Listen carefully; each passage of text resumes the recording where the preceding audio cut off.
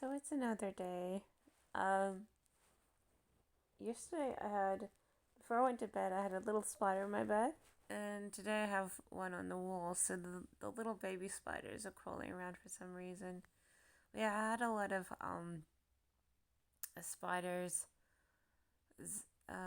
treated yesterday because the sprayers, the pest control experts were spraying around the house and everything. I'm not sure how many of the spiders actually died because I moved some and they were still alive, and then when I checked on them later, they were gone. So I mean, it's not like they were dead.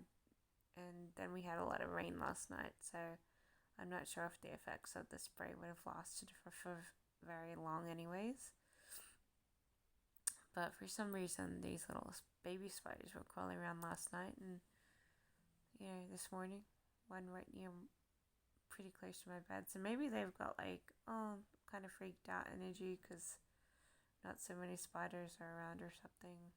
But this room wasn't sprayed, and I've got the most spiders in the whole entire house.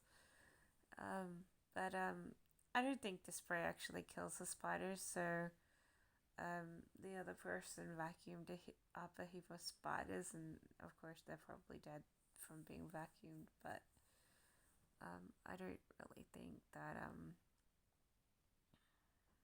the spray actually killed the spiders. It just makes them curl up for a little while, and then they'll be active spiders in a day or so. So that's sort of what I thought when I started to move spiders out into the garden to save their little lives. So I'm a little bit more of a pacifist when it comes to um, treating pests. I just think, I'll take a few out to the garden and see how they go. And like I said, they weren't there, so I don't know. I would assume because they're not there because they crawled away off into you know, the more natural environment. So I've sort of got to get proactive with all these spiders. I've got to start, I think, moving them off into the garden rather than chuck them. I was chucking them just outside the house, and then they were probably crawling underneath the house to live. But I should be chucking them out into the garden so that they can live in a more natural environment and not disturb anyone. So, but to take each spider that you find far out into a garden is a little, I don't know.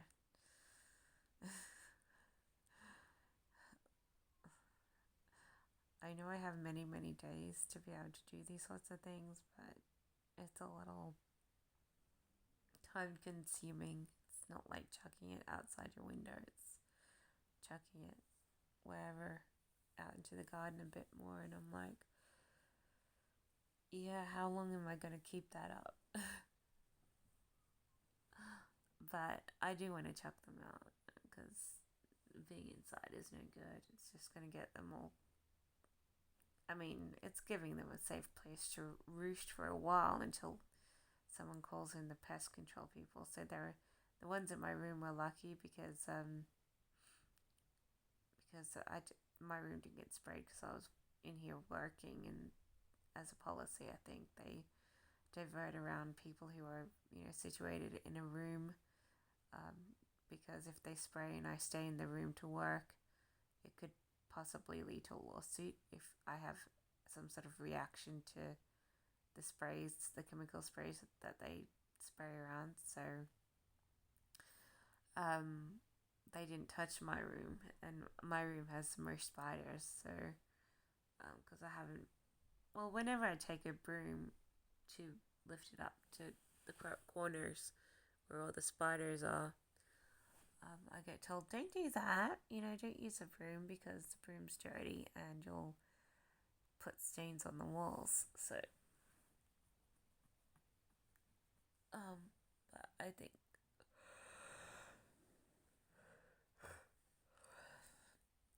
I was gonna buy a cobweb brush, but I couldn't be bothered. It just costs more money, and I get sick of paying for things. At the moment, I can't pay for anything, so So I'm sort of on a break from paying for stuff right now. But I'm gonna work on trying to get these spiders out, and then be like, oh, do this a couple times a day, and I think eventually they'll all go.